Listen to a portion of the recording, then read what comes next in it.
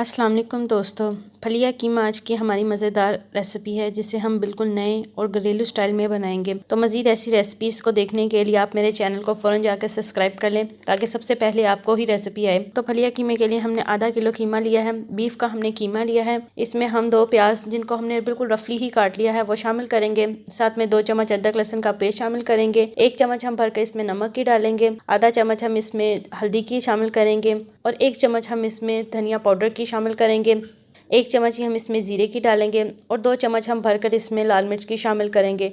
अब हम इसमें थोड़ा सा पानी शामिल कर देंगे, यानी 1 गिलास के करीब हमने इसमें पानी शामिल किया है। इसे अच्छे से मिक्स करके ऊपर से कवर लगा देंगे और 10 से 15 मिनट के लिए हम इसे पकाएंगे ताकि कीमा जो है वो अच्छे से गल जाए। अभी देखिए पानी इसका खुश्क नहीं हुआ है, लेकिन हम इसमें अब टमाटर शामिल कर देंगे ताकि टमाटर भी जो है वो इसी पानी में ही गल जाए। अब 5 मिनटों बाद ज़रा देखिए हमारे टमाटर भी अच्छे से गल चुके हैं और पानी भी इसका काफ़ी हद तक खुश्क हो चुका है, लेकिन अभी भी प्रॉपर नहीं हुआ है। अब हम इसमें चमचा हिलाकर ही इसका पानी खुश्क करेंगे, कवर नहीं लगाएंगे। अब हम इसमें आधा कप के करीब घी शामिल कर देंगे ताकि हम इसको अच्छे से भून सकें। देखिए अब कीमा भी कितने अच्छे से भून चुका है। हम इसमें फ़ौरन ही अब फलियां शामिल कर देंगे और इसे अच्छे से मिक्स करेंगे। फलियों को हमने सब तरफ से अच्छे से मिक्स कर लिया है ताकि जो कीमे का सारा मसाला है वो फलियों के अंदर अच्छे से रच बस जाए। अब हम इसमें 1 गिलास के करीब पानी शामिल करेंगे ताकि फलियां जो है वो अच्छे से गल जाएं और इसे कवर लगाकर 15 से 20 मिनट के लिए पकाएंगे। मीडियम टू लो फ्लेम पर हम इसे पकाएंगे ताकि सारा पानी भी इसका खुश्क हो जाए और फलियां भी जो है वो अच्छे से पक जाए। अब देखिए ज़रा फलियों में अभी भी थोड़ा सा पानी मौजूद है, लेकिन हम इसमें फ़ौरन ही दम के लिए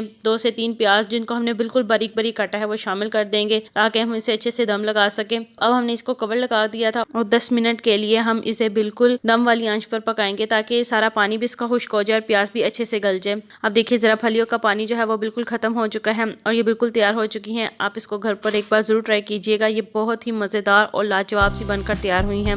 हम इसको रोटी के साथ सर्व करेंगे। आप इस रेसिपी का फीडबैक मुझे ज़रूर दीजिएगा और कमेंट बॉक्स में मुझे बताइएगा कि आपको आज की रेसिपी कैसी लगी।